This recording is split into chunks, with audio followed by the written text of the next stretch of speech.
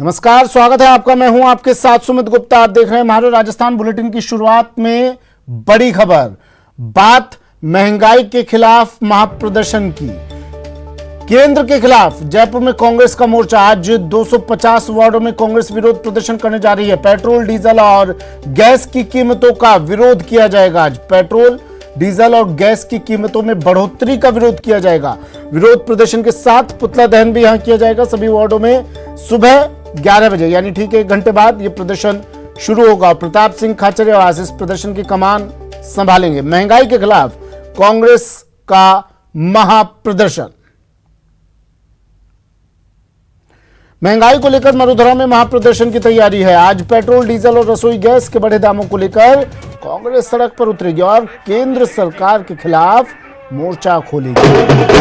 शहर के सभी 250 वार्डों में आज कांग्रेस प्रदर्शन कर अपना विरोध जताएगी। सभी वार्डों में एक साथ सुबह 11 बजे प्रदर्शन शुरू होगा और केंद्र सरकार पर हमला बोलते हुए पुतला दहन भी किया जाएगा। जयपुर शहर जिला कांग्रेस कमेटी के निवर्तमान अध्यक्ष और कैबिनेट मंत्री प्रताप सिंह खाचरियावास ने इसके निर्देश भी दिए हैं। मंत्री प्रताप सिंह खाचरियावास ने कहा कि महंगाई से आम जनता त्रस्त है और कांग्रेस जनता की आवाज उठाएगी और महंगाई के खिलाफ लड़ाई जारी रखेगी।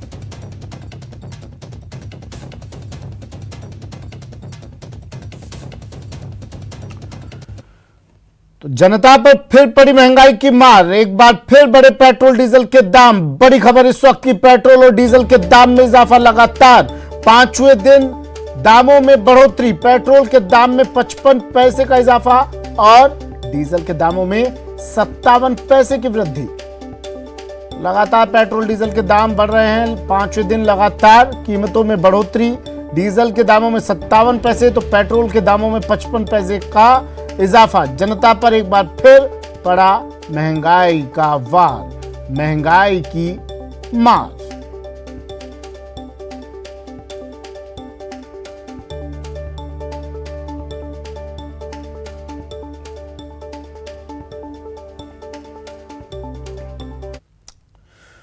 और चलिए अब आपको दिखाते हैं एक ऐसी तस्वीर जिसे देखकर आपका दिल दहल जाएगा, रूह कांप जाएगी आपकी। लेकिन ये तस्वीरें देखनी जरूरी भी है। ये तस्वीरें इतनी विभत्स है कि हमें इन्हें ब्लर करना पड़ा है, धुंधला करना पड़ा है। ये देखिए, आप इन तस्वीरों को देखकर क्या अनुमान लगा रहे हैं। जगह जगह मांस के लोथड़े बिखरे हुए हैं, जगह जगह हड्डियां बिखरी हुई हैं जिन्हें हम आपको साफ तौर से दिखा भी नहीं सकते। आप सोच रहे होंगे कि ये जरूर किसी बूचड़खाने की तस्वीरें हैं, लेकिन जनाब जब आप हकीकत सुनेंगे तो आपके रोंगटे खड़े हो जाएंगे, खून खौल जाएगा आपका। ये किसी वधशाला की तस्वीरें नहीं है, ये गौशाला की तस्वीरें हैं। लेकिन इसे चलाने वालों ने इसे वधशाला बनाकर रख दिया है। ये वधशाला, माफ कीजिए, ये गौशाला भरतपुर जिले के रुंध इकरन गांव में बनी है, जहां गौवंशों के रखने के नाम पर उन्हीं की हड्डियों और मांस का काला कारोबार चल रहा है। इन दिल दहलाने वाली तस्वीरों की हकीकत गांव वाले जानते हैं और बताते भी हैं कि गौशाला से हर रोज गाड़ियों में भरकर हड्डी, खाल और मांस की तस्करी की जाती है। जिन व्यक्तियों को गौशाला के अंदर मृत गायों को दफनाने का ठेका दिया गया है, वे गायों को दफनाने के बजाय उनके मांस को तस्करों को बेच देते हैं।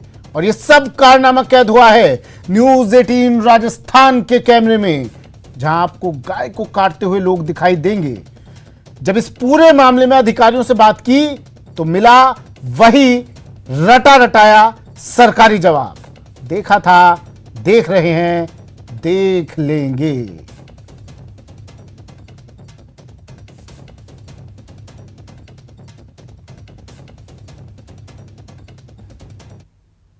रुंध इकरन गांव में गौशाला है, जहां पर रोज गाय मरती हैं और उनको ऐसे ही फेंक दिया जाता है। यहाँ के जो स्थानीय लोग हैं, ये बच्चे जो हैं, छोटे छोटे बच्चे स्कूल में पढ़ते हैं, इनको भी जो है स्कूल में पढ़ने में परेशानी होती है और बदबू जो है वो बदबू आती है।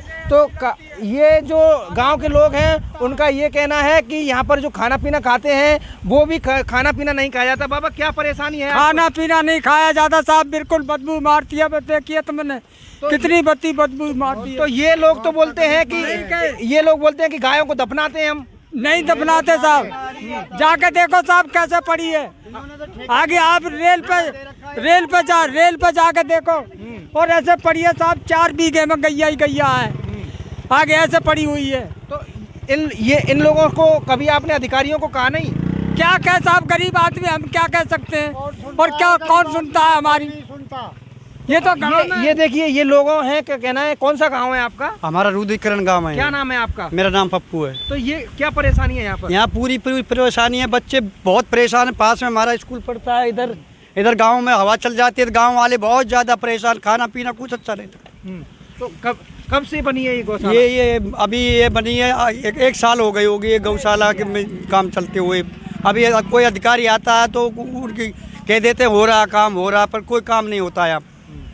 तो इनकी जो पीड़ा है वो बहुत दर्दनाक पीड़ा है। यहाँ पर गायें जो हैं वो मरती हैं और उसके बाद उन गायों को दफनाया नहीं जाता है। ये ग्रामीण जो है, इनको बदबू आती है, छोटे छोटे बच्चे स्कूल पढ़ने आते हैं, उनको भी परेशानी होती है। अधिकारी जो हैं वो टालम टोल करते हैं। अधिकारियों का कहना है कि गायों को दफनाया जाता है, जबकि ग्रामीण जो हैं यहाँ की जो कह रहे हैं कि गायों को फेंक दिया जाता है, दफनाया नहीं जाता है। छोटे छोटे बच्चे जो हैं वो स्कूल पढ़ने आते हैं, लेकिन ये स्कूल में पढ़ नहीं पाते हैं। बच्चों का कहना है कि हमें बदबू आती है। ये अम्मा है, इनसे बात करेंगे, क्या परेशानी है? आप पानी भरने लेने आए हैं? हाँ, बहुत भैया, हम बहुत परेशान हैं, सब बीमार हो जाते हैं, खाना है ना वो भी वापिस आ जाता है हमारा।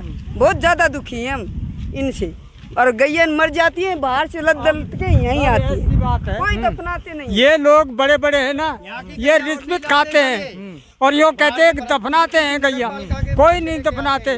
तुम मेरे साथ चलो, लाइन पे खड़े होकर देखो, यहाँ से वहाँ तक गैया ही गैया पड़ी है साहब। आगे तो बाहर की गायों को ला के भी यहाँ हाँ, बाहर से भी आ रही है साहब, नहीं है वैसे ही डालते, वैसे ही डालते। इनका ठेका उठ रहा है हड्डियों का और खालों का, ठेका उठ रहा है 3 लाख रुपए में उठ रहा है 1 साल के लिए। तो ये गाय हड्डी और खाल को बेचते हैं क्या? हाँ साहब, यहाँ से ट्रक भर के जाते हैं और खाल ये जो लाते हैं ट्रैक्टर में, उसमें लद के जाती है वापस। आगे देखिए, ये सब लोग परेशान हैं और इन लोगों का कहना है कि यहाँ पर जो गाय हैं उनकी खाल और हड्डियों का जो है वो ठेका होता है और ये लोग उनको बेचते हैं, और जो गाय के जो कंकाल है जो बचता है उनको वैसे ही फेंक देते हैं। उनसे जो बदबू आती है उनसे ये लोग परेशान हो रहे हैं, लेकिन कोई भी अधिकारी या राजनेता इनकी ओर ध्यान नहीं देता है। दीपक पुरी, न्यूज़ 18, भरतपुर। ये नंदी गौशाला नगर निगम चला रही है। शुरुआत में शिकायतें आई कि ये यहाँ जो ठेकेदार है गौमांस और इनको गड़बड़ कर रहा है, गौमांस की तस्करी करता है। उसमें सोचा कि संगठनों ने, हमने सोचा कि ऐसा नहीं हो सकता क्योंकि वो सरकार के अधीन चल रही है, नगर निगम उसको संचालित कर रही है, तो ऐसा नहीं हो सकता। फिर बराबर शिकायतें क्षेत्रों के लोगों की आई कि रात को गाड़ियाँ आती हैं, उसको आती हैं, तो हम कई दिन से इनके पीछे लगे हुए थे।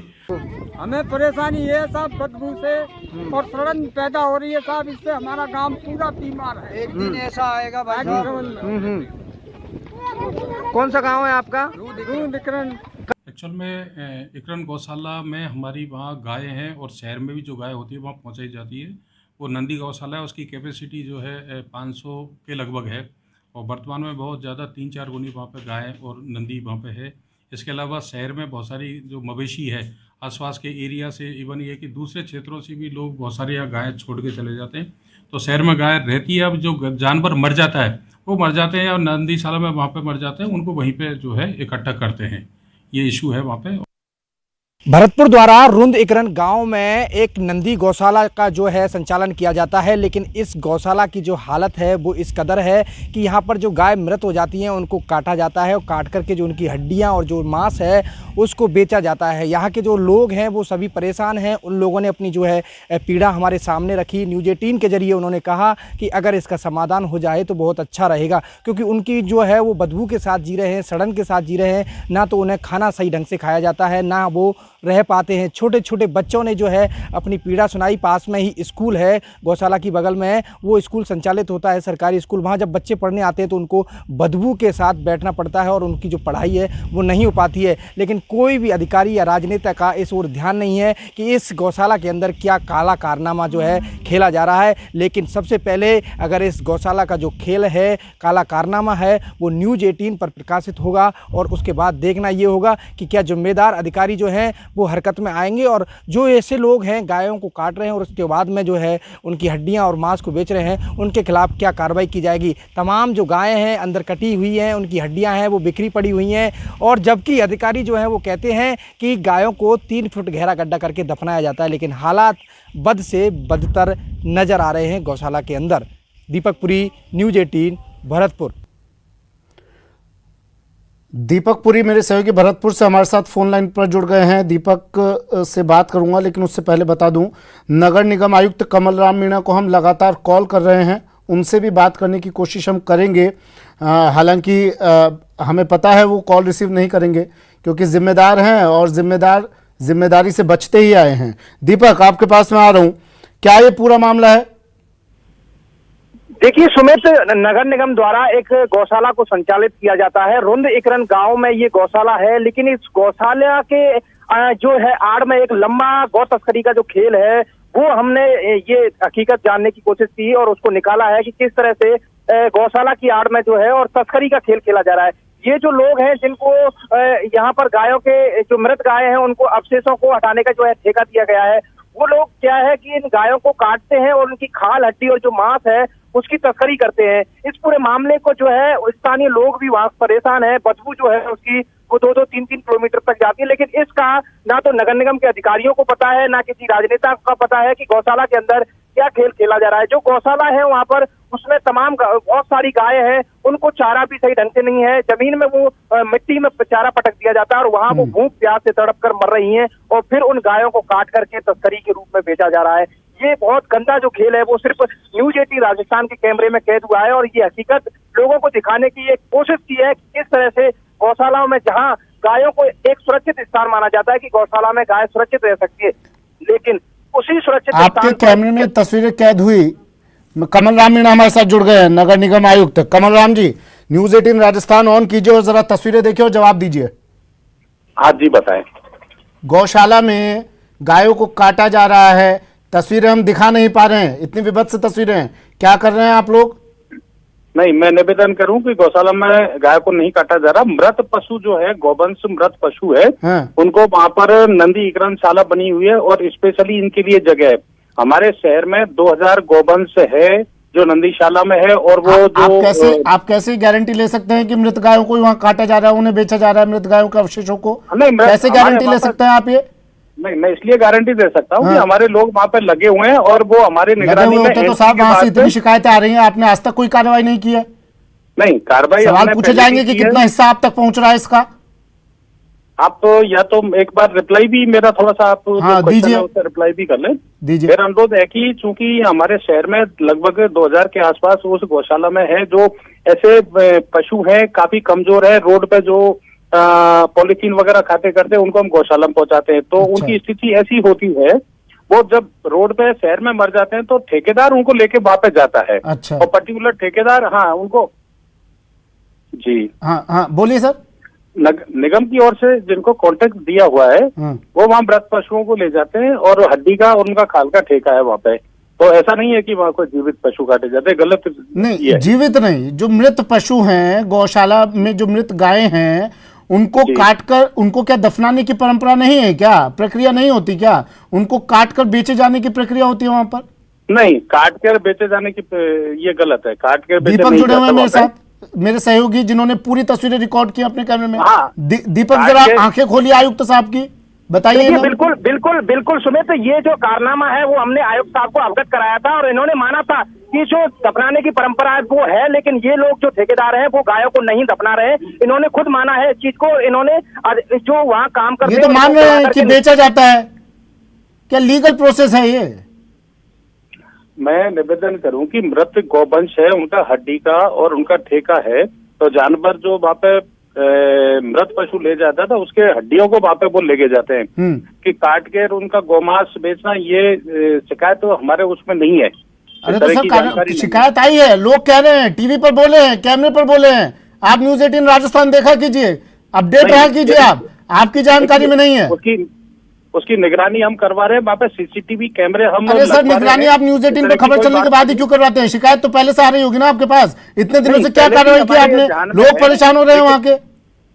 नहीं, ऐसा निवेदन ये करूं कि पहले भी हमारे ध्यान में है, पर ऐसा नहीं है कि वहाँ काटा सर, जाता है। ये कमल शब्द जी, यूज नहीं है। समस्या यही है कि आप लोग सिर्फ निवेदन करते हैं, आप लोग कहते हैं ध्यान में है, लेकिन कार्रवाई नहीं करते हैं आप लोग। हमारे संवाददाता ने आपको बताई, दीपक ने आपको तमाम चीजों से अवगत कराया, क्या कार्रवाई की आपने? बिल्कुल दीपक जी ने बताया है, हमने बताया है उन्होंने, और हमें पहले भी हमने इसमें संज्ञान लिया है। वहाँ पे सर, अगर संज्ञान लेते तो लगातार इस तरह काटा जाता क्या इन्हें? मृत पशुओं को बेचा जा, गौशाला में कब से मृत गायों को काटा जाने लगा है? नहीं, मृत पशु वहाँ पे छोड़े जाते हैं, फिर हाँ, उनकी तो उन्हें हड्डी काट कर होती है, बेच दीजिए वो आप। जाते हैं वहाँ पे। मैं इस शब्द को ऐसे काटा जाता, इसकी जिम्मेदारी कौन लेगा? इसकी जिम्मेदारी कौन लेगा कि वहां गायों को मरने के लिए छोड़ नहीं दिया जाता हो कि मर जाएगी तो हमारी जेबें भरेंगी? मरने के लिए नहीं छोड़ा जाता, गौशाला बनी हुई है उसमें। हाँ। मरने के लिए नहीं छोड़ा जाता। जो पशु बीमार सर, है, बता रहे हैं, तस्वीरें दिखा रहे हैं हम, ये तस्वीरें तो यही बता रही है कि मरने के लिए छोड़ देते हैं आप वहां पर। जी, मैं निवेदन करूं कि वहाँ पर मृत पशु जो है, जब बहुत ज्यादा 2000 की संख्या में ऐसे पशु हैं जो बीमार है, जिनका इलाज होता है और कुपोषित है, जो थैलियां खाती है, ऐसी गायों की शिकायत है हमारे पास में। और वो ठेकेदार है, वो देखिए, अब तो लोग ये भी कह रहे हैं कि इसका एक हिस्सा आप लोगों की जेबों तक पहुंचता है, आपकी तिजोरियां भर रही है इसके एक हिस्से से। कार्रवाई कब करेंगे? इन लोगों को जवाब कब देंगे आप? ऐसे समझ तो जवाब दीजिए ना, कार्रवाई करके। प्लीज आप न करें। नहीं तो जवाब, अरे तो महाराज जवाब दीजिए ना, कार्रवाई कीजिए। और क्यों नहीं करते हैं कार्रवाई आप? मैं निवेदन करूं, जवाब तो दे, लेकिन इस तरह का ये आरोप लगाना, आरोप सर, आप कार्रवाई नहीं हुई तो आरोप तो लगेंगे ना, कार्रवाई नहीं हुई आरोप लगेंगे, कीजिए कार्रवाई। आपके दीपक जी हैं, उनसे पूछ लो इस तरह के आरोप लगाना कि तिजोरियां। मैं सर आपसे, मैं दीपक जी से नहीं पूछ रहा हूँ, मैं आपसे पूछ रहा हूँ, कार्रवाई कब करेंगे आप? गलत आरोप। कार्रवाई कब करेंगे? जवाब दीजिए ना आप। हाँ जी, एक्शन तुरंत। उसमें सीसीटीवी कैमरे लगा रहे आजकल में। इस तरह की हमारे पास कोई शिकायत आई है कि ठेकेदार वहाँ पे इस तरह की कोई अनियमितता करा है, आप लोग ये जो सरकारी ढर्रा है ना, इसे छोड़ दीजिए। कमल जी, एक सुझाव न्यूज़ 18 आपको दे रहा है, इस रटे रटाए जवाब को, सरकारी ढर्रे को छोड़िए, एक्शन लीजिए, काम कीजिए। शुक्रिया जुड़ने के लिए कमल जी, हमारे साथ शुक्रिया। ये तस्वीरें देखिए, तस्वीरें हम आपको दिखा भी नहीं पा रहे हैं, इतनी विभत्स तस्वीरें हैं, रूह कपाने वाली तस्वीरें हैं। काटा जाता है मृत पशुओं को। कहने के लिए ये गौशाला है और जो आयुक्त साहब हैं वो सफाई पेश कर रहे हैं अपनी कि हम कार्रवाई कर रहे हैं, लेकिन वहाँ के लोगों को आपने सुना होगा, लोग कह रहे हैं कि यहाँ पर गोवंशों को काटा जा रहा है, मृत गोवंशों को काटा जा रहा है, फिर उनके अवशेषों को बेच दिया जाता है। इससे एक बड़ी मोटी कमाई हो रही है और ये कमाई किस की तिजोरी तक पहुंच रही है, ये भी अब जांच का विषय होना चाहिए। ब्रेक के बाद स्वागत है आपका। बढ़ते हैं अगली खबर की ओर। देश भर में आज फिल्म द कश्मीर फाइल्स की चर्चा हो रही है। इस फिल्म के जरिए पूरे देश ने जाना है कि 32 साल पहले किस तरह कश्मीरी पंडितों का नरसंहार हुआ था। इस फिल्म के प्रदर्शन को लेकर कोटा में तो धारा 144 लगा दी गई। यह अलग बात है कि सियासी विरोध हुआ तो प्रशासन ने आदेश वापस ले लिया। इस मुद्दे समेत कश्मीर फाइल्स फिल्म से जुड़े तमाम पहलुओं पर डायरेक्टर विवेक अग्निहोत्री ने न्यूज़ 18 से की खास बातचीत। साथ ही बताया कि फिल्म इंडस्ट्री में उन्हें घुटन क्यों हो रही थी। सुनिए पूरी बातचीत। भारतीय हिंदी सिनेमा में ऐसा कब हुआ कि कोई एक फिल्म आंदोलन बन गई हो? क्रिटिक्स कुछ कहें उसके पहले दर्शक पैरवी कर रहे हैं, अपील कर रहे हैं कि द कश्मीर फाइल्स देख कर आइए। हमारे साथ हैं विवेक अग्निहोत्री, इस इतिहास को रचने वाले डायरेक्टर। पहला सवाल आपसे, 20 करोड़ 12 करोड़ कुछ ऐसी लागत बताई जा रही है, असल तो आप ही बता पाएंगे, और 200 करोड़ तक की कमाई, यहाँ तक पहुँची फिल्म, लेकिन कोई बड़ी स्टार कास्ट नहीं, कोई डांस आइटम नहीं। कैसे ये करिश्मा हुआ? दर्शक की नज़र से तो हम जान रहे हैं, डायरेक्टर की नज़र से देखें तो ये कनेक्ट कैसे हुआ? मैं हर समय भारत के जो जनमानस हैं, लोग हैं, उनके बीच में रहता हूँ, समझता हूँ वो क्या चाहते हैं। इस फिल्म की सबसे बड़ी सफलता ये है कि जिन लोगों ने कभी ज़िंदगी में फिल्म नहीं देखी थी वो थिएटर में जा के देख रहे हैं। 80-85 साल के लोग देख रहे हैं। अभी आपने सुना भी होगा, लोग 30-30 40-40 साल बाद देख रहे हैं फिल्म को। तो इसने एक नया मार्केट खोल दिया है, और वो मार्केट जो है भारतीयों का मार्केट है। वो NRI मार्केट नहीं है, वो भारतीयों का जो यहाँ रहते हैं, वो अपना प्रोडक्ट, अपनी फिल्म, अपनी कहानी कंज्यूम करना चाहते हैं। 60,000 कश्मीरी जो पलायन करके कश्मीर से निकले, उनके लिए 60 लाख, माफ़ कीजिएगा, 7 जी, उनके लिए जितना मुश्किल रहा, जितनी मुश्किलों से वो गुजरे, जितने दर्द से वो गुजरे, उतना ही जोखिम भरा क्या ये फिल्म बनाना था? नहीं, उतना तो नहीं हो सकता है, मतलब उससे तो कम होगा, लेकिन जोखिम यानी भरा तो था। किसी के पिता को काट दो टुकड़ों में और किसी की माँ को काट के तुम झेलम में फेंक दो, उतना तो नहीं हो सकता है। लेकिन हाँ, ये सही है कि ये बहुत कांटों भरा रास्ता, खतरों भरा रास्ता, धमकियों भरा रास्ता, पैसे नहीं, रातों की नींद नहीं, बहुत कष्ट है। लेकिन अब ठीक है, इस कष्ट का परिणाम भी तो अच्छा हुआ। आप हालांकि अभी प्रेस कॉन्फ्रेंस में भी आपने कहा कि बॉलीवुड से आप खुद को अलग लेकर चलते हैं, लेकिन एक इतिहास रचा जा रहा है। एक ऐसी फिल्म अरसे बाद आई है कि सिनेमा हॉल भरे हुए हैं, लोग सड़कों पर निकलकर, अनुपम खेर ने ट्वीट किया कि किस तरह सड़क पर निकलकर एक आदमी लोगों में ये जागरूकता ला रहा है कि कश्मीर फाइल्स देखने के लिए जाएं। ऐसे में बॉलीवुड की चुप्पी जो है, इसे किस तरह देखते हैं आप? देखिए, मुझे इससे क्या फ़र्क पड़ता है कि पड़ोसी के घर में क्या चल रहा है। मुझे इससे मतलब है, मैं जिस घर में बैठा हूँ वहाँ पे खुशहाली है कि नहीं, वहाँ लोग खुश हैं कि नहीं, वहाँ सब सही चल रहा है कि नहीं। तो जिस तरह की फिल्में मैं बना रहा हूँ, जो लोग मेरे साथ जुड़े हैं, उनके बीच में सब सही चल रहा है। अगर किसी और क्या चुप्पी है, मातम है, दुख है, ईर्ष्या है, वो उनके कर्म का फल है, ये मेरे कर्म है। इसी से जुड़ा हुआ सवाल है, हालांकि मैं देख रही हूँ कि आप उस सवाल से बच रहे हैं लगातार, लेकिन फिल्म इंडस्ट्री में एक लॉबी लगातार इस तरह से काम करती है कि अगर ट्रैक से हटकर कुछ होता है तो वो स्पीड ब्रेकर की तरह बनते हैं। आपका क्या, आप इत्तेफाक रखते हैं इस बात से? ऑफ कोर्स, मैं कोई ऐसा मूर्ख तो नहीं हूँ कि कोई एक जगह बहुत अच्छी थी और मैं छोड़ के चला गया। किसी को भी गुलाब की टोकरी के साथ सोना कोई सोता है, उसे छोड़ के मछली, सड़ी हुई मछलियों के पास तो सोना नहीं पसंद करता है, राइट। कोई भी आदमी अच्छी जगह ही जाना पसंद करता है। और मुझे लगा कि वहाँ पे मैं घुट रहा था, मेरा टैलेंट कम हो रहा था, मुझे कॉम्प्रोमाइज़ करवाया जा रहा था। एक बहुत ही लो आईक्यू और एंटी इंडिया, एंटी भारत जो है एक माइंड सेट, एक टेम्परामेंट का मैं पार्ट बनता जा रहा था। और वो मेरी आत्मा उसमें बहुत दुखी थी, इसलिए मैं छोड़ के निकल आया और मैंने अपनी एक नई दुनिया बसाई है। मैं स्वतंत्र एक फिल्म मेकर हूँ, अपने हिसाब से फिल्म बनाता हूँ। राजस्थान के कोटा में फिल्म रिलीज के पहले धारा 144 लगाई गई कानून व्यवस्था को लेकर, इसे लेकर क्या कहेंगे? राम को भी तो 14 साल का वनवास मिला था, इसके पहले वो भगवान बने। तो मैं इसलिए नहीं कह रहा हूँ कि कष्ट तो है ही, हर एक, कौन है, बुद्ध की ज़िंदगी हो, गांधी की हो, किसी की भी हो, उसमें कष्ट तो होता ही है। और इस पे राह पे देखिए, जब एक पुराना करप्ट सिस्टम चला आता है, उसको कोई तोड़े तो लोग उसकी राह में रोड़े अटकाने की कोशिश करते हैं। सीधी सी बात यह है कि ये फिल्म की जो सफलता हुई, उससे कई सारे प्रदेशों की सरकारें जो हैं वो हिल गई और उनको ये लगा कहीं ऐसा ना हो कि ये लोग जो ये फिल्म देख रहे हैं अगली बार हमें वोट ना दें। तो इस डर से उन्होंने, कोई PIL कर रहा है, कोई जान की धमकी दे रहा है, कोई सेक्शन 144 लगा रहा है। कश्मीर फाइल्स से उम्मीद बंधी तो इस तरह की आवाज़ें भी उठ रही हैं कि क्या आप केरल फाइल्स, कलकत्ता फाइल्स, इस तरह की कोई प्रोजेक्ट पे तैयारी आप शुरू करेंगे, रिसर्च शुरू करेंगे? नहीं, चलिए, अगर लोग मुझ पर इतना भरोसा करते हैं कि उन्हें लगता है कि मैं ईमानदारी से, हिम्मत के साथ ये बना सकता हूँ, तो उनकी आज्ञा, उनकी चाह सर आँखों पर। मेरी कोशिश है, बस जीवन एक ही है मेरा, और मैं अकेला ही हूँ, मेरी पत्नी है, मेरे बच्चे हैं और कुछ एक और लोग हमारे साथ हैं। जितना मेरा सामर्थ्य है मैं कर सकता हूँ। मैं इस राष्ट्र की सेवा में अपनी आखिरी सांस तक, अपनी आखिरी बूंद तक योगदान दूंगा। आखिरी में भोपाल पर आऊँगी, यहीं के पले बड़े हैं आप। भोपाल जब आए हैं, नॉस्टैल्जिक हो रहे हैं, कुछ याद आ रहा है? पुराना अरड़ कॉलोनी में आपका घर हुआ करता था। अरे भाई, अपनी माँ के घर जाने से आनंदित क्या चीज़ हो सकती है। अब मेरे माँ और पिता दोनों अब नहीं है, लेकिन शहर तो मेरा ही है, ज़मीन तो मेरी है, तो मैं आता हूँ, बड़ा अच्छा लगता है। देखिए मैं कितना रिलैक्स बैठा हूँ यहाँ पे। भोपाल और भोपाली को लेकर बहुत चर्चा चल रही है, कैसे डिफाइन करेंगे भोपाली को?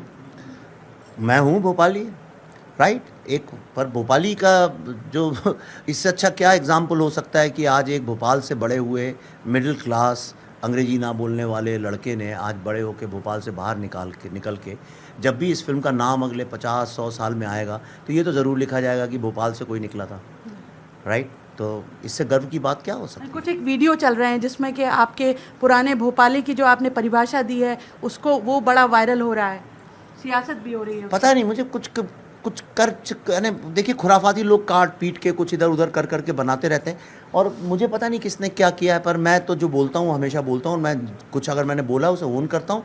लेकिन ये खुराफात है और मेरे ख्याल से इतना अच्छा, एक अद्भुत, एक डिवाइन चीज़ हो रही है, उसमें हमें इतनी घटिया निम्न स्तर की बातों में नहीं पड़ना चाहिए। वो उनके कर्म है, वो भुगतेंगे जो लोग ये काम कर रहे हैं। हमसे बात करने का बहुत बहुत शुक्रिया सर। Thank you. ब्रेक के बाद स्वागत है आपका। बढ़ते हैं अगली खबर की ओर। गौपुत्र सेना की टीम ने झालावाड़ जिले के 3 धार इलाके में दूध बेचने की आड़ में गौवंशों की तस्करी का पर्दाफाश किया है। लोगों ने एक पिकअप वैन से आधा दर्जन से अधिक गौवंश बरामद किए, साथ ही 2 गौ तस्करों को भी पकड़कर पुलिस के हवाले किया। झालावाड़ गौपुत्र सेना के अध्यक्ष विनीत पोरवाल ने बताया कि उनकी टीम को लगातार इस मामले में सूचना मिल रही थी कि अवैध रूप से गौवंशों की तस्करी की जा रही है। इस पर उनकी टीम को मुखबिर ने सूचना दी, जिसके बाद आज गौपुत्र सेना के कार्यकर्ताओं ने जिले के 3 धार इलाके में दूध ले जाने वाले वाहन को रोककर तलाशी ली तो गौवंश बरामद हुए।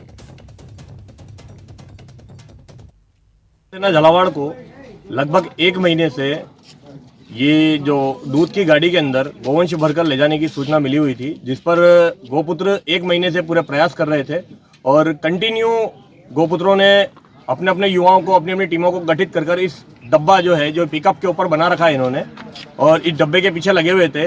और यहाँ तक कि इतना भी पता था गौपुत्रों को कि ये पुनीत त्रिपाठी जो झालरापाटन में त्रिपाठी कचौरी सेंटर वाला, जो पहले भी एक बार गौवंश की तस्करी में सभी के सामने आया है, और आज ये जो डब्बा गौपुत्रों द्वारा घेराबंदी कर 3 दार टोल के यहाँ इस गाड़ी को पकड़ लिया गया है।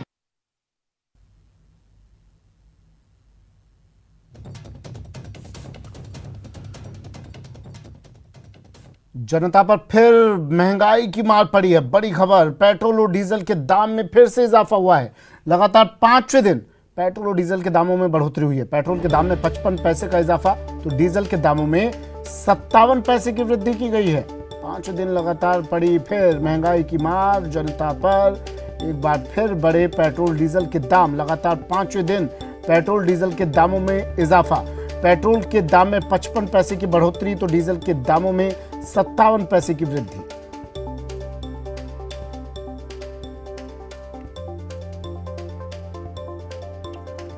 पेट्रोल डीजल के दाम लगातार बढ़ रहे हैं। एक बार फिर से 5वें दिन लगातार इसके दामों में बढ़ोतरी हुई है। पेट्रोल और डीजल के दामों में बढ़ोतरी हुई है।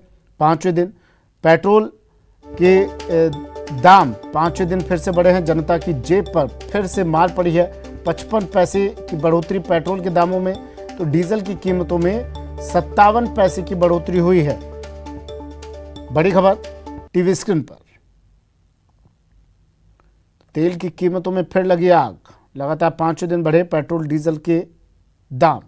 इजाफा पेट्रोल डीजल की कीमतों में, तेल की कीमतों में 55 पैसे और 57 पैसे की गई है वृद्धि। मेरे सहयोगी हमारे साथ जुड़ गए हैं। अशोक शर्मा श्रीगंगानगर से हमारे साथ जुड़े हैं और भरतपुर से दीपक पुरी हमारे साथ जुड़े हैं। सबसे पहले आपको श्रीगंगानगर लिए चलते हैं, क्योंकि यहाँ की बात करनी ज़रूरी हो जाती है। जब भी आप पेट्रोल डीजल की बात करें तो श्रीगंगानगर बेहद अहम हो जाता है अशोक, क्योंकि ना सिर्फ राजस्थान में बल्कि देश में सबसे महंगा पेट्रोल और डीजल यही मिलता है।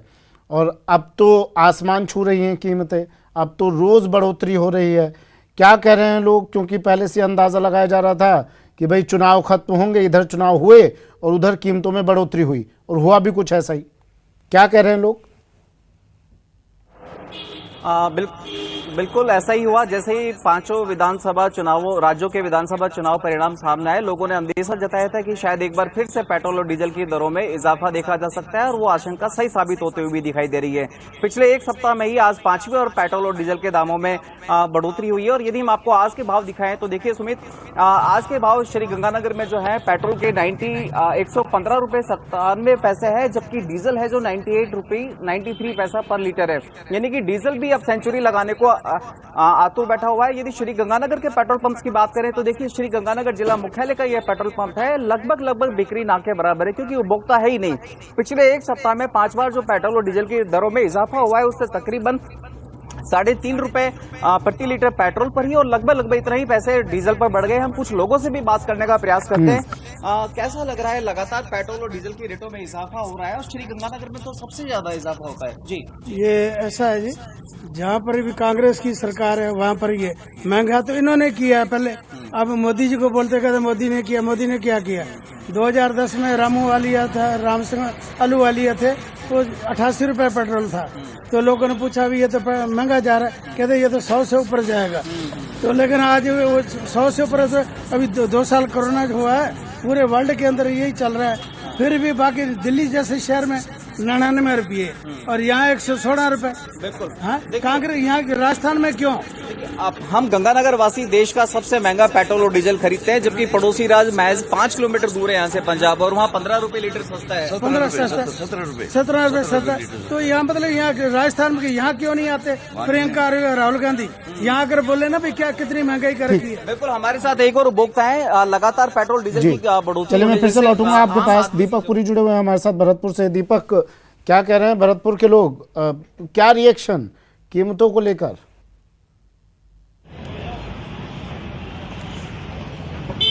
देखिए बिल्कुल सुमित, जैसे जैसे तेल और पेट्रोल के दाम बढ़ रहे हैं, चाहे डीजल हो, तो उसके आसार जो है अब बाजार पर भी नजर आ रहे हैं। बाजार बिल्कुल जो है सूने नजर आ रहे हैं, क्योंकि जिस तरह से महंगाई डीजल पेट्रोल पर बढ़ रही है, उसी प्रकार जो है बाजार में जो जरूरती सामान है उन पर भी जो है बढ़ोतरी हो रही है। चाहे सब्जी की बात हो, चाहे राशन की सामान की बात हो, बाजार पूरी तरह बिल्कुल खाली नजर आ रहे हैं। सुबह से जो दुकानदार हैं वो इंतजार कर रहे हैं लोगों के आने का, लेकिन लोग जो हैं वो नहीं आ पा रहे हैं। तस्वीरें आपको देखिए साफ नजर आएंगी, बाजार खाली नजर आ रहे हैं। लोग जो है दुकानदार हैं इंतजार कर रहे हैं कि कब ग्राहक आएंगे, कब उनकी जो सामान है वो यहाँ पर बिकेगा, लेकिन कोई आसार नहीं है यहाँ पर कि लोग आए। लोगों से बात करने की कोशिश हम कैसे करें, क्योंकि लोग ही नहीं है बाजार में, बाजार सूने नजर आ रहे हैं। ये सब महंगाई का दौर है, महंगाई की मार की वजह से ये सब आज जो देखने को मिल रहे हैं, क्योंकि इससे पहले जब लोगों की बाजार में भीड़ देखने को मिलती थी, लेकिन अब जैसे जैसे महंगाई चरम सीमा पर पहुंचती जा रही है, उसको लेकर के लोग अब बाजार में नहीं आ रहे हैं। अपनी जरूरती सामान जो है उसने बचने की कहीं ना कहीं कम जो है उसको लाने के लिए जो है कोशिश करते हैं। बाजार में आम दुकान की बात करें, चाहे सब्जी की दुकान हो, चाहे मिठाई की दुकान हो, राशन की दुकान हो, कहीं पर भी लोग आपको नजर नहीं आएंगे। लोगों का कहना यह है कि लगातार पेट्रोल डीजल पर दाम बढ़ रहे हैं, उसके साथ साथ जो ज़रूरती सामान है, आटा है, तेल है, ये और जो सामान है ज़रूरती, उस पर भी जो है दाम बढ़ रहे हैं। तो कहीं ना कहीं जो लगातार जो पेट्रोल डीजल का जो रिएक्शन है उसके साथ साथ बाजार में भी जो है रिएक्शन देखने को मिल रहा है। बाजार पूरी तरह सूने नजर आ रहे हैं। इसके साथ साथ जो ग्रामीण क्षेत्रों की बात की जाए तो ग्रामीण क्षेत्रों में अभी जो है फसलों का मौसम चल रहा है, फसलों की कटाई उटाई चल रही है, तो उसके लिए जो है किसान है वो अपने खेतों में लगा हुआ है पूरी तरह से। लगातार जो व्यापारी वर्ग के लोग हैं वो इस समय परेशान नजर आ रहे हैं। व्यापारियों का कहना है कि जिस तरह से महंगाई है उनकी जो मार है वो व्यापारियों पर पड़ रही है, क्योंकि व्यापारी इस समय पूरी तरह से हताश है और अपने सामान को लेकर के बाजार में जिस तरह से व्यापारी दुकान पर बैठा हुआ है, इंतजार कर रहा है कि ग्राहक आएंगे। जयपुर ले चलते हैं सचिन जुड़े हमारे साथ। सचिन, राहत तो मिलती है अब कहीं नजर आ नहीं रही है, जब बल्कि रोजाना एक आफत का पहाड़ टूट रहा है लोगों के ऊपर। 55 पैसे, 50 पैसे, 80 पैसे रोज बढ़ोतरी हो रही है। कितना असर इसका दिखाई दे रहा है मार्केट पर, बाजार पर, ग्राहक पर, दुकानदारी पर, और क्या कह रहे हैं लोग, जयपुर वासी, राजधानी वासी?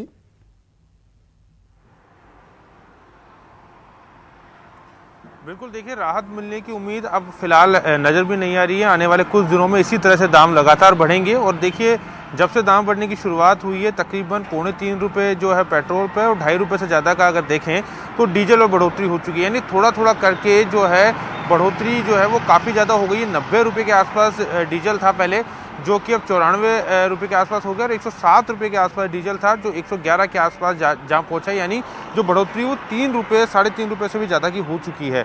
और इसका असर देखिए रोज़मर्रा की वस्तुओं में तो पड़ने ही लगा है, क्योंकि माल भाड़ा जो है वो पूरी तरह से डिपेंड करता है डीजल के ऊपर। तो अब ऐसी स्थिति के अंदर जो है वो महंगाई बढ़ेगी। साथ ही अगर बात कर लें तो देखिए जो सब्जियां हैं उनके दाम अभी तक बढ़ चुके हैं, काफ़ी हद तक सब्जियों के दाम बढ़ चुके हैं। माल भाड़ा बढ़ने से बढ़ोतरी लगातार होती जा रही है। कुछ लोगों से बात करने की कोशिश करेंगे, हालांकि जिस पेट्रोल पंप पर हम मौजूद हैं वहाँ पर बड़ी संख्या में लोग नहीं हैं, क्योंकि आज संडे का दिन है, लोग निकले नहीं हैं। लेकिन जो भी लोग हैं उनसे बात करने की कोशिश करेंगे कि उनका क्या कुछ इस पूरे मामले में कहना है। कुछ लोगों से बात करते हैं, उनसे जानने की कोशिश करेंगे कि क्या कुछ है। भैया, पेट्रोल के दाम बढ़ रहे हैं लगातार, धीरे कभी 50 पैसे, कभी 80 पैसे, कितना फ़र्क पड़ रहा है आम आदमी पे? किस चीज़ का? पेट्रोल के जो दाम बढ़ रहे हैं उसको काफ़ी फर्क पड़ रहा है। ठीक है, मैं कुछ ज़्यादा लोग यहाँ पे हैं नहीं, फिर भी हम कुछ ऐसे लोगों से बात करने की कोशिश करेंगे। भैया, आप बताएंगे कि पेट्रोल के दाम लगातार बढ़ते जा रहे हैं, कभी 50 का, 80 पैसे, 3 से 4 रुपये तक बढ़ गए हैं पिछले सप्ताह भर में। महंगाई में कितना असर होगा, क्या फ़र्क पड़ रहा है आपके लिए? अरे भाई साहब, बहुत ज़्यादा फ़र्क पड़ रहा है। हम बहुत ज़्यादा परेशान चल रहे हैं जी। घर खर्च चलाने में बहुत दिक्कत आ रही है। सेठ लोग सैलरी नहीं बढ़ाते हैं, इतनी परेशानी बता नहीं सकते। अब देखो ये कंडीशन हो गई कि 2 किलोमीटर से पैदल खींच के लेके आ रहे हैं, इतना पैसा नहीं बच पाता है कि इसमें पेट्रोल डला है। बिल्कुल। तो देखिए जिस तरह से लोगों का कहना है कि जिस तरह से महंगाई बढ़ रही है उस तादाद के अंदर जो है वो उनकी तनख्वाहें नहीं बढ़ती हैं, ना ही क्योंकि तनख्वाह जो है साल में एक बार बढ़ रही है, इंक्रीमेंट साल में एक बार लगता है। प्राइवेट जो आदमी जो काम कर रहा है उसको तो महंगाई भत्ता भी नहीं मिलता है। सरकारी कर्मचारी जो हैं उनको जरूर साल में 2 बार महंगाई भत्ता बढ़ता है महंगाई को देखते हुए परसेंटेज के हिसाब से, लेकिन जो प्राइवेट सेक्टर में काम कर रहा है, जैसे कि हमने बात कही कि एक प्राइवेट कंपनी में काम करने वाले व्यक्ति तो कहना था कि सेठ लोग पैसा नहीं बढ़ा रहे, लेकिन महंगाई लगातार बढ़ती जा रही है। तो देखिए असर हर आदमी पर है, कोई कहना चाहे या ना कहना चाहे, क्योंकि देखिए अब लोग आदी भी हो चुके हैं। जब हम लोगों से बात करते हैं तो लोग खुल के बात भी नहीं करते, क्योंकि इतनी फ्रस्ट्रेशन है कि या तो वो खुल के बाहर निकलती है या लोग बात ही नहीं करना चाहते, लोग इरिटेट होने लग जाते हैं क्योंकि रोज़ दाम बढ़ रहे हैं। रोज़ आप लोगों से अगर एक ही सवाल करेंगे तो लोग या तो फ्रस्ट्रेट होकर फूट पड़ेंगे आपके सामने या फिर बोलने से इनकार कर देते हैं। लेकिन हकीकत यही है कि जिस तरह से दाम बढ़ रहे हैं और आने वाले समय में जो दाम बढ़ने की आशंका जताई जा रही है उसके बाद महंगाई बहुत तेज़ी से बढ़ेगी। जी ठीक है, शुक्रिया सचिन तमाम जानकारी के लिए, तस्वीरें दिखाने के लिए। अशोक और दीपक आपका भी शुक्रिया तमाम जानकारी के लिए। तो लगातार 5 दिन बढ़े पेट्रोल और डीजल के दाम और लोग हलकान। और बड़ी खबर है, आयकर रिटर्न जमा कराने से जुड़ी हुई बड़ी खबर है। लोगों के सामने अब बड़ा संकट खड़ा हो गया है। 31 मार्च तक आयकर रिटर्न जमा कराने की अंतिम तिथि है, लेकिन इससे पहले ही सोमवार से आयकर कार्यालयों में 2 दिवसीय हड़ताल। आयकर कर्मचारी सोमवार और मंगलवार को हड़ताल पर रहेंगे। 14 सूत्री मांगे और 12 विभागीय मामलों को लेकर यह हड़ताल की गई है। राजस्थान सहित देश भर के आयकर कार्यालयों में हड़ताल की गई है। आयकर कर्मचारी महासंघ ने इस हड़ताल की घोषणा की है।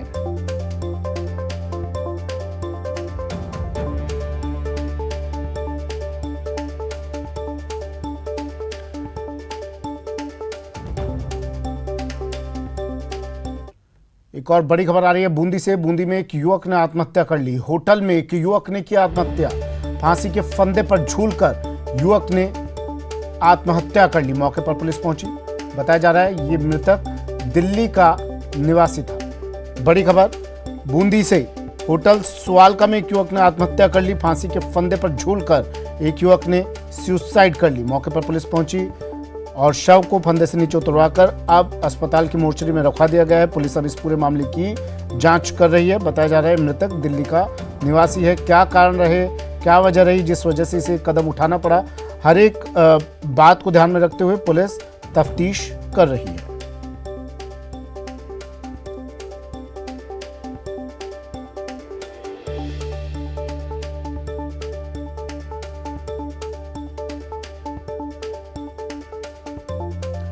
भरतपुर के कामा कस्बा में सेक्स रैकेट का भंडाफोड़ हुआ है। जानकारी के मुताबिक नौनेरा रोड के गोपाल कुंज कॉलोनी की गेस्ट हाउस में यह सेक्स रैकेट चल रहा था, जिसकी खबर मिलने पर मोहल्ले के लोगों ने ही गेस्ट हाउस में घुसकर सेक्स रैकेट में शामिल एक महिला और एक युवक को पकड़ लिया और पुलिस के हवाले कर दिया। इस दौरान एक महिला और 3 पुरुष मौके से भागने में सफल रहे। गेस्ट हाउस के चौकीदार ने पुलिस को बयान दिया कि गोपाल गेस्ट हाउस में पिछले 2 महीने से सेक्स रैकेट चलाया जा रहा था।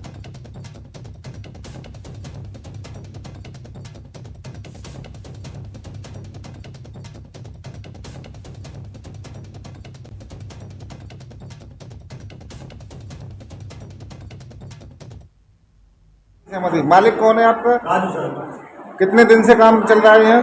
4 महीने हो गए। 4 महीने से प्रतिदिन आप बुलाते हो यहाँ? प्रतिदिन कभी तो कभी कभी बुला देंगे।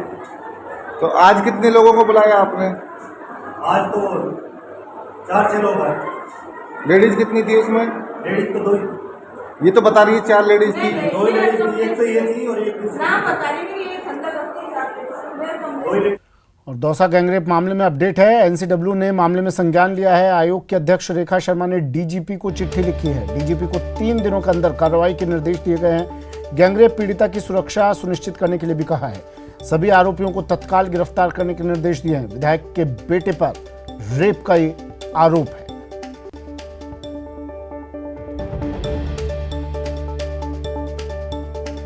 दौसा गैंगरेप मामले में एनसीडब्ल्यू ने लिया संज्ञान। आयोग के अध्यक्ष रेखा शर्मा ने डीजीपी को लिखी चिट्ठी। 3 दिन में कार्रवाई के दिए निर्देश और पीड़िता की सुरक्षा सुनिश्चित करने के लिए भी कहा गया है। विधायक के बेटे पर रेप का आरोप है। सभी आरोपियों को तत्काल गिरफ्तार करने के निर्देश दिए गए हैं। बता दें कि दौसा जिले के मंडावर थाने में राजगढ़ विधायक जौहरीलाल मीणा के पुत्र दीपक मीणा सहित 3 दोस्तों के खिलाफ गैंगरेप का मुकदमा दर्ज हुआ। आरोप है कि इन्होंने 10वीं में पढ़ने वाली छात्रा को रैणी इलाके से अगवा किया, फिर मंडावर के महुआ मंडावर रोड स्थित समलेटी पैलेस होटल में ले जाकर गैंगरेप किया। मामला 24 फरवरी 2021 का बताया जा रहा है। आरोप है कि विधायक पुत्र सहित तीनों ने पीड़िता का अश्लील वीडियो भी बनाया और इसे वायरल करने की धमकी दी। आरोपियों ने कई बार पीड़िता के साथ गैंगरेप किया। मंडावर थाने में पॉक्सो एक्ट की विभिन्न धाराओं के तहत विधायक पुत्र दीपक मीणा, विवेक शर्मा और नेतराम समलेटी के खिलाफ मुकदमा दर्ज हुआ है। पूरे मामले की जांच महवा डीएसपी कर रहे हैं। कांग्रेस विधायक जौहरीलाल मीणा का कहना है कि उनके बेटे को बेवजह फंसाया जा रहा है। ये पूरा मामला झूठा है, राजनीतिक द्वेष के चलते मुकदमा दर्ज करवाया है। वहीं बीजेपी प्रदेश अध्यक्ष सतीश पूनिया ने भी इस मामले में कांग्रेस पार्टी और कांग्रेस विधायक जौहरीलाल मीणा पर जमकर जबानी हमला बोला। आज एक बार फिर से राजस्थान शर्मसार हुआ है। हालांकि कांग्रेस की फितरत रही है सदन में बदजुबानी से लेकर और व्यभिचार की कहानी बहुत पुरानी है कांग्रेस की। तंदूर कांड से लेकर अजमेर के फोटो ब्लैकमेल कांड से लेकर ये वही पार्टी है, वही लोग हैं। और आज एक बार फिर से कांग्रेस के विधायक के बेटे के खिलाफ जब दुष्कर्म के आरोप लगते हैं तो न केवल राजस्थान शर्मसार होता है, राजस्थान की कानून व्यवस्था पर प्रश्न खड़ा होता है। जो मेरे बेटे के खिलाफ केस दर्ज हुआ है वो बिल्कुल झूठा है, निराधार है और वो राजनीतिक एक षड्यंत्र है। मेरी लोकप्रियता को देख करके और कुछ लोगों ने परेशान और अपना स्टंट बना करके राजनीतिक मुझे डैमेज करने के लिए मेरे बेटे के ऊपर इस प्रकार के आरोप प्रत्यारोप लगाए हैं। वो बिल्कुल झूठे, निराधार है, राजनीतिक से लिप्त है। उसको ब्लैकमेल किया और घर में रखे 15,40,000 रुपये मंगवा लिए और जो घर में रखे जेवरात वगैरह वो भी मंगवा लिए और इसको ब्लैकमेल करते रहे। अगर तुमने किसी प्रकार की रिपोर्ट दर्ज कराई तो तुम्हारे घर वालों को जान से मार देंगे। इस प्रकरण का दर्ज होने के बाद में इसका अनुसंधान श्रीमान सीओ साहब व्रत महुआ द्वारा किया जा रहा है। राजस्थान सरकार के कैबिनेट मंत्री सालेह मोहम्मद ने एक कार्यक्रम में समारोह को संबोधित करते हुए पूर्व विधायक सांग सिंह भाटी पर जमकर प्रहार किया और कई गंभीर आरोप लगाए। मंत्री का आरोपों से भरा वीडियो अब सोशल मीडिया पर वायरल हो रहा है। हालांकि न्यूज़ 18 राजस्थान इस वीडियो की पुष्टि नहीं करता है। कैबिनेट मंत्री सालेह मोहम्मद ने आरोप लगाते हुए कहा कि पूर्व विधायक भाटी का बेटा आयदान सिंह छायण में टाटा कंपनी के सोलर प्लांट में ठेकेदार बना बैठा है। इस दौरान सालेह मोहम्मद ने पूर्व विधायक के बेटे पर सोलर कंपनी में ठेकेदारी और होटल किराया देने जैसे कई आरोप लगाए।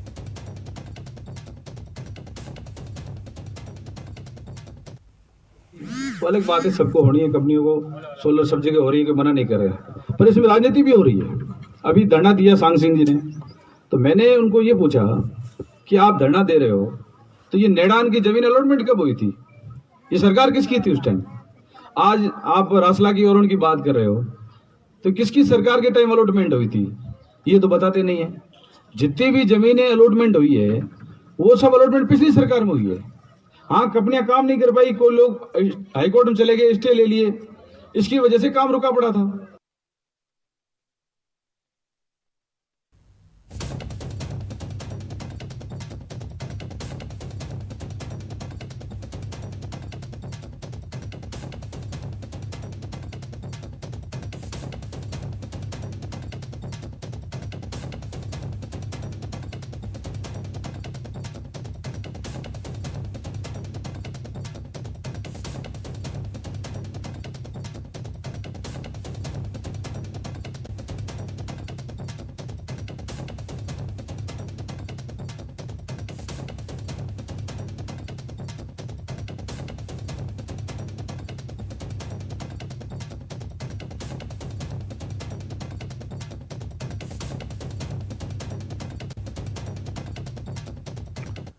फिलहाल इतना ही, दीजिए इजाजत, नमस्कार।